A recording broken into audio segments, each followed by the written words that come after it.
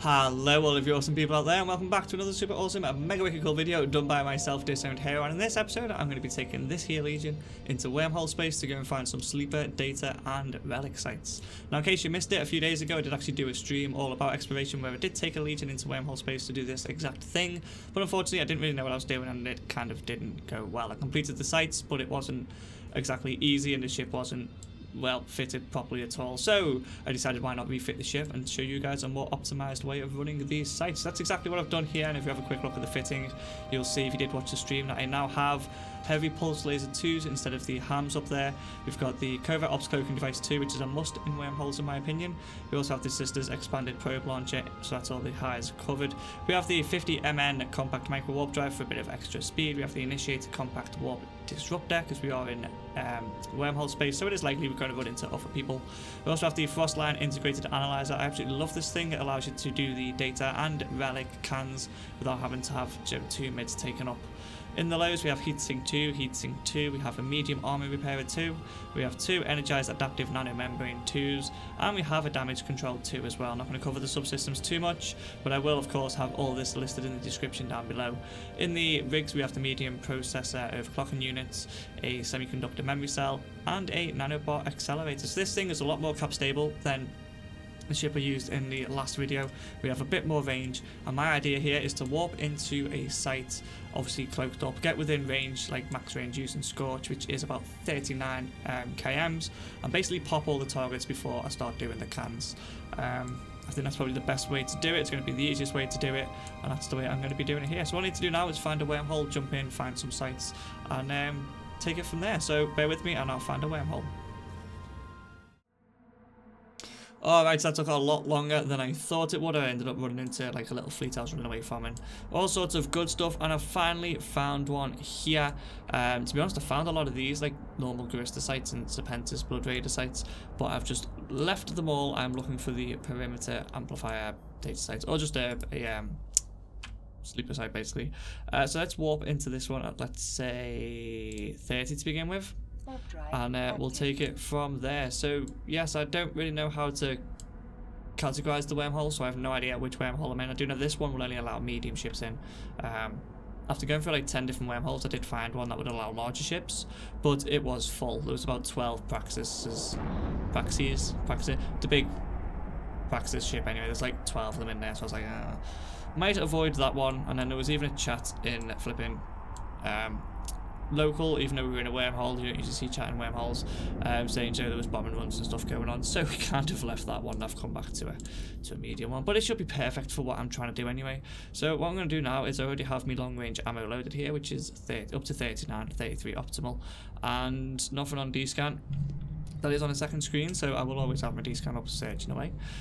So yeah, let's just uncloak here, lock these up, and let's start having some fun, shall we?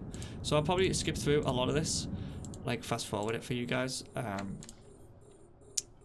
because there's not really much to talk about. It's just me kind of blowing these things up.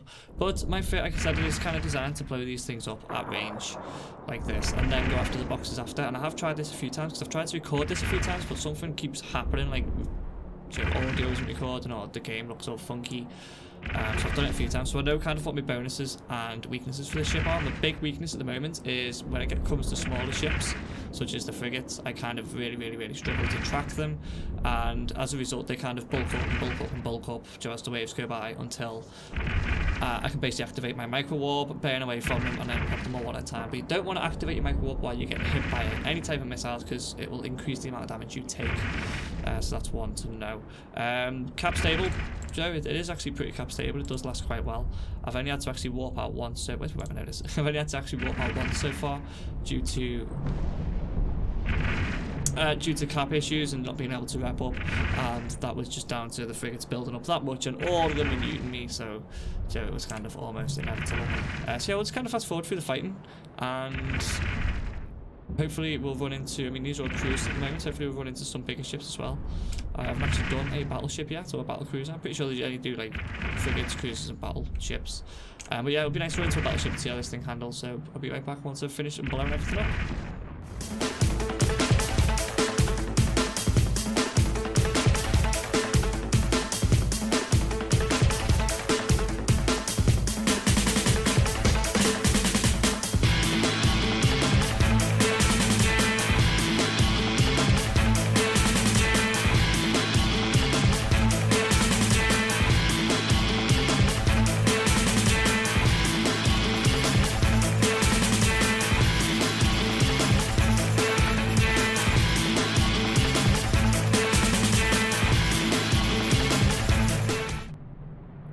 Okay, so that looks like the last of the enemies, and now what I'm going to do is, for some reason my guns always keep firing after I've blown something up, but I will. Now what I'm going to actually start doing is, just get that one rep up. Keep an eye on D-scan, obviously, as usual, but I'm going to go for these boxes first, the actual containers. I want them, mainly because obviously that's where the loot is. It's pointless just going around and looting all these wrecks, because I know they have about 1 million each, but the stuff I'm after is here. So that's obviously what I'm going to be doing now. And I've found these sites, or these cans. Where is it? Hiding inside. I found these cans to be fairly easy compared to, say, if I went to this one, or even a Garistas or a Blood Raider one in the same wormhole.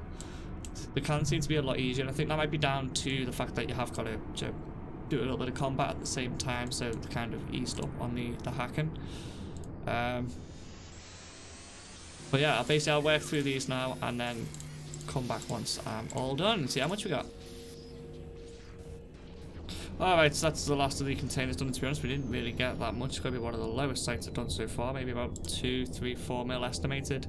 So not brilliant. We're probably going to get more from these ships, I think. So what I'm going to do now is travel around and get all the wrecks. It's always worth getting the wrecks because the mediums have at least 1 million. That's estimated. Obviously, it goes up and down to market value. They have about 1 mil's worth of the data cores or something they have inside. And the frigates have 400,000 each in them. With the data, not data cores, encryption, something or others. We'll find out now when we get close enough to this one, but they have guaranteed loot in them. Or at least I've never come across a wreck from here that doesn't have them. What are they called? Data libraries, right? So that's got 1 million since it's a medium. So these will have 1 million, so it looks like we're actually going to get more from the wrecks than we will actually anything else. So we'll collect all this up, we'll get back to somewhere safe, like docked up or cloaked up somewhere. And yeah, we'll figure out exactly how much we got.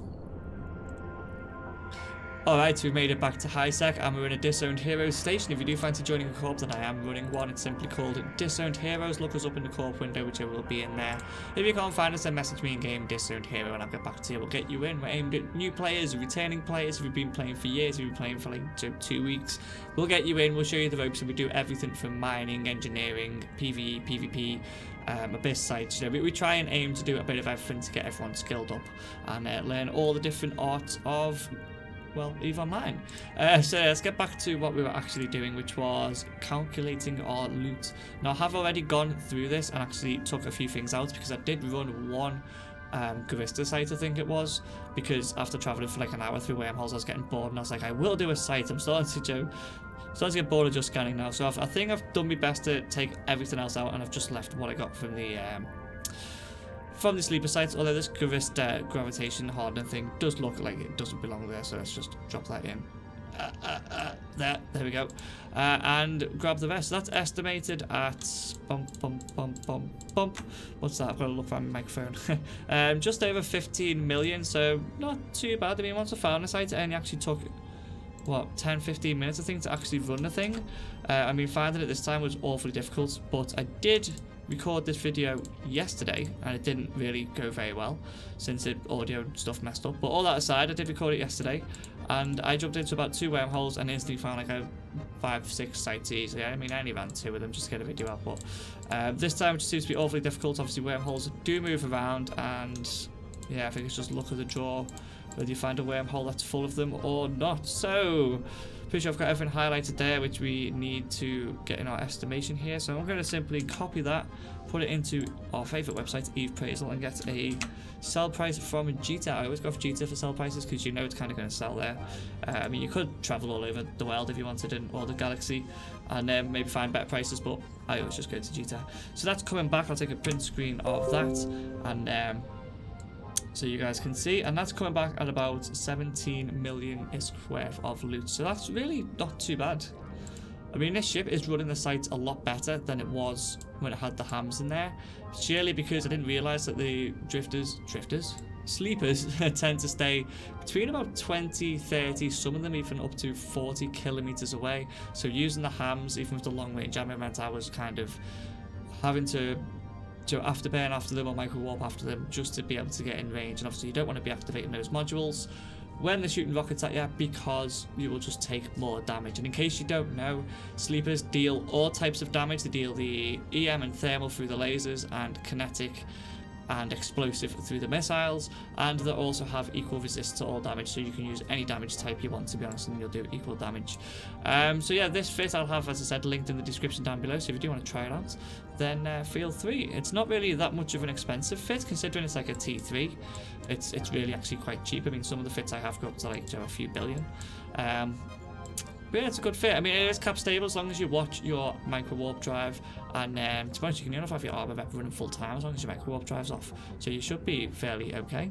Just watch the frigates though. The frigates are a real pain. If you don't get them, I mean, you probably see when I was fighting there, usually you should target the bigger ships, get the most DPS off the field as soon as. But I was targeting the frigates first because I didn't want them to get close enough that they'll get under my guns, because then it becomes a real nightmare.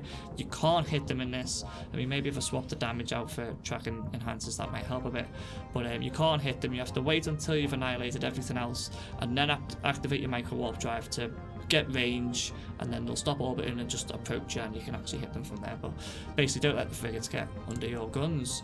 Maybe a beam fit would help or work. I don't know. I'm done playing with this anyway. I think if I have to do any more sleeper sites, I might actually just go for a different ship, or maybe do it with a friend or something, because solo is doable. It's just a little bit twitchy bum time when you've got people in wormholes following you around. So I'm going to leave it there. If you did like this video, then please hit the like button down below. If you haven't already, then hit the subscribe button, because I'm so close to 1,000 subscribers. I think at the time of recording this, I'm like 2 subscribers away from 900, and it'll be amazing if I can get to 1,000. And yeah, just stay tuned to see more how-tos, guides, entertaining videos, and all that kind of stuff, mainly based on EVE Online. So yeah, thank you all so much for watching. If you did enjoy, I'm just repeating myself there. As always, stay awesome, and I'll see you right here in another video. Bye bye. The most common way of doing it is to actually get yourself a gas launch pad. So here, we grab one of them, throw it in your colony there, and just link it up to absolutely anything. Like I say, things don't need to be linked directly.